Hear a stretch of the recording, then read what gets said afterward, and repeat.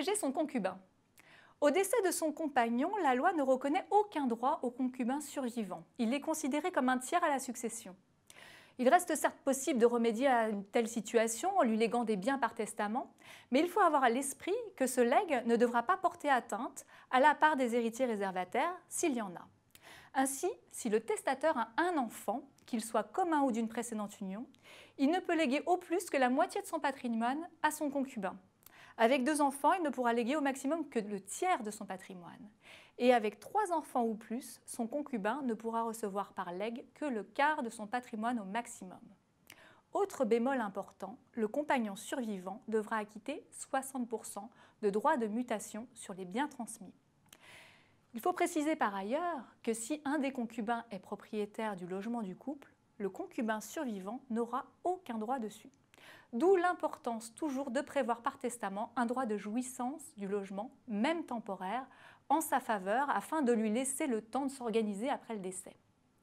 Si en revanche les concubins ont acheté ensemble leur logement, chacun détient une part proportionnelle à ses droits indivis.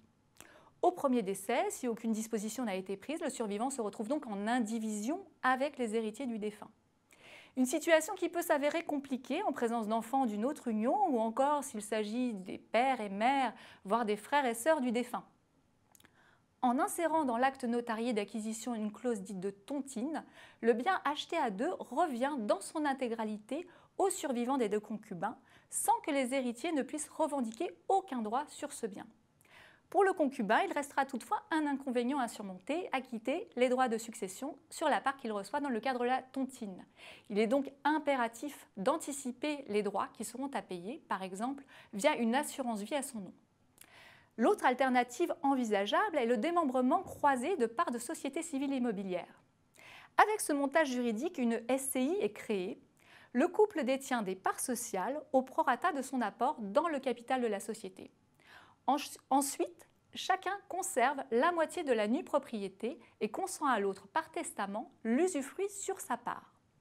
Au premier décès, le survivant recueille la totalité en usufruit et conserve sa part de nue propriété, l'autre part allant aux héritiers. C'est la solution qui protège le mieux le concubin survivant, sans léser les héritiers qui récupéreront la pleine propriété des parts à son décès. L'inconvénient de ce montage reste sa complexité, notamment en raison de sa gestion relativement lourde, qui nécessite notamment de rédiger des statuts, de tenir des assemblées générales et une comptabilité stricte. Entre concubins, il reste bien évidemment un outil à privilégier qui est l'assurance vie, dans une optique de protection. Les sommes sont transmises en exonération d'impôts jusqu'à 152 500 € si les primes sont versées avant 70 ans.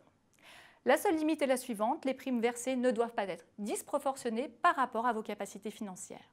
Dans notre prochaine vidéo, nous verrons de quelle protection le conjoint bénéficie au sein de la famille recomposée et quels sont les aménagements envisageables dans cette situation.